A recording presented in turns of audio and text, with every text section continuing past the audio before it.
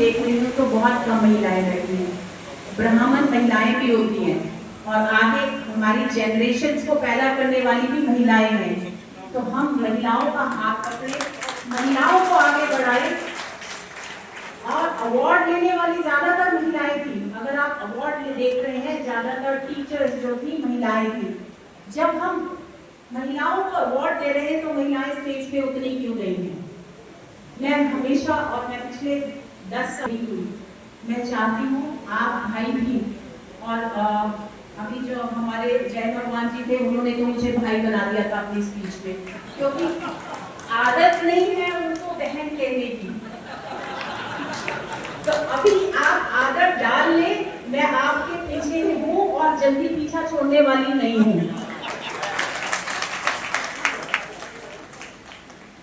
देश में मैं जिस प्रकार से कह रही थी कि ब्राह्मणों ने साथ दिया, एक ब्राह्मण और अपना, मुझे लगता है अपनी कसम खा ले कि स्वदेशी अपनाएंगे। हम लोग तो हमेशा से धोती कुर्ता पहनने वाले हैं, स्वदेशी की बात करते हैं।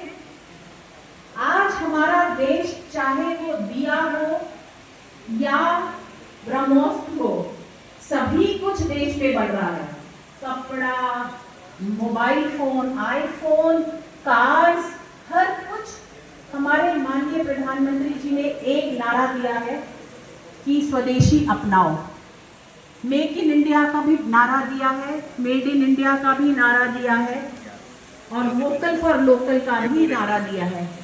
यदि हम ब्राह्मण इस चीज को लीड करें कि हमें स्वदेशी ही अपनाना है, देश बनते और बिगड़ते हैं व्यापार से।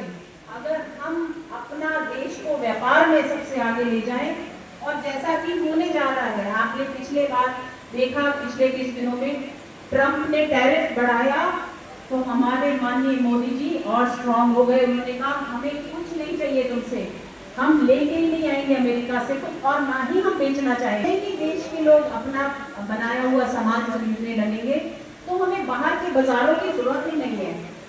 सबसे बड़ी जनसंख्या वाला देश, उसको बाहर के बाजार क्यों देखने पड़े जब हमारे यहाँ ही लोग इतने हैं कि जो अपना सामान खरीद सकें। ना हमें बाहर से कुछ ना बेचने की जरूरत पड़े।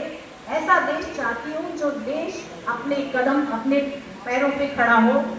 वो ने ललकार मारी थी और हमारा ही देश था जो खड़े हो गए। बड़े बड़े देश घुटने टेक दिए, बड़े बड़े देशों ने, यहाँ तक कि चाइना भी एक बार को डगमगा गया था जब तक मोदी जी ने ये नहीं कहा कि रशिया, चाइना और भारत एक हो सकते हैं।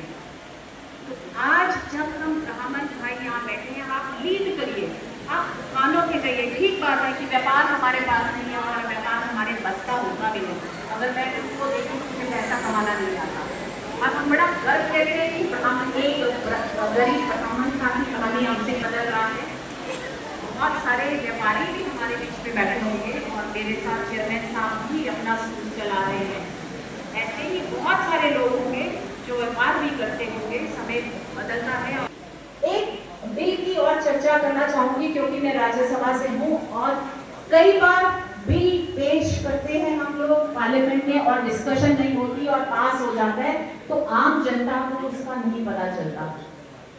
मैं आपके साथ बैठी हूँ तो मुझे लगता है आज मैं उस बिल की चर्चा करूँ जिसपे हम पार्लियामेंट में चर्चा नहीं कर पाए क्योंकि ऑपोजिशन ने इतना हुदम किया इस बार पार्लियामेंट में कि कोई चर्चा हो ही नहीं पाई। वो था एंटी ऑनलाइन गेमिंग बिल। और आपको मालूम होना चाहिए कि ऑनलाइन गेमिंग होती थी, जुआ होता था।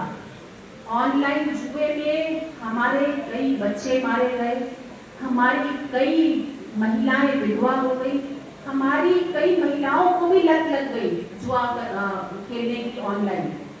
कई आदमी जो है पूरा पैसा घर का लुटा कर आने लगे। उसके कारण एक बड़ी लॉबी है जो सिर्फ पैसा कमाने जाती है और ये उनको देश से कोई मतलब नहीं, समाज से कोई मतलब नहीं, दुनिया चाहे भाड़ में लेकिन हम पैसा कमाएंगे। उस लॉबी को चैलेंज करते हुए माननीय प्रधानमंत्री जी ने एक बिल पेश किया, एक और वो पास हुआ दोनों लोकसभा में भी और राज्यसभा में भी, जिसमें ऑनलाइन गेमिंग पूरी तरह से बंद है। आज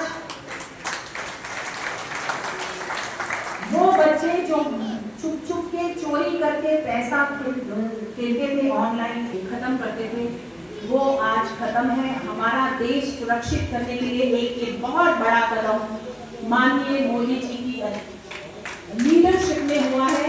ये आपको और आपके बच्चों को सबको पता होना चाहिए। हमने जीएसटी में बहुत बड़े बदलाव किए, आप सबको पता है, हमने जीएसटी में बहुत बदलाव किए, और वो जो बहुत सारे हमारे जीएसटी के अलग अलग 5% और 12%, और ये देश में बहुत बड़ा बदलाव लाएगा। आप अगले 1 साल में देखेंगे कि हमारी जो मैं अपने बच्चों के लिए खर्च पाएंगे वो पैसा जो जीएसटी में जाता था। ये बातें मैं आम चीजों के लिए बताना चाह रही थी। मैं एक और बात करना चाहूँगी। अभी हमारे एक वक्ता यहाँ से कह रहे थे कि कांग्रेस ने हमेशा ये माना है कि ब्राह्मण जो है वो आगे रहते हैं, लेकिन अब की जो कांग्रेस है वो ब्राह्मण वर्ड को गाली के शब्द की तरह यूज करती है, और मैं इसको अपोज करती हूँ बहुत स्ट्रांगली, क्योंकि जब वो ब्राह्मण को गाली की तरह यूज करते हैं, अरे तुम तो ब्राह्मण हो, और ये मेरे साथ कई बार हो चुका है, जैसे मैं कुछ मैंने गलत किया है, अगर मैंने ब्राह्मण में उसमें पैदा हुई हूँ, तो मैं उनको बताना चाहूंगी कि वो ब्राह्मण ही थे। तो ब्राह्मणों से बच के रहे। हम लोग किसी को तंग नहीं करते, लेकिन हम तंग करें तो उसको फिर छोड़ते भी नहीं। और आज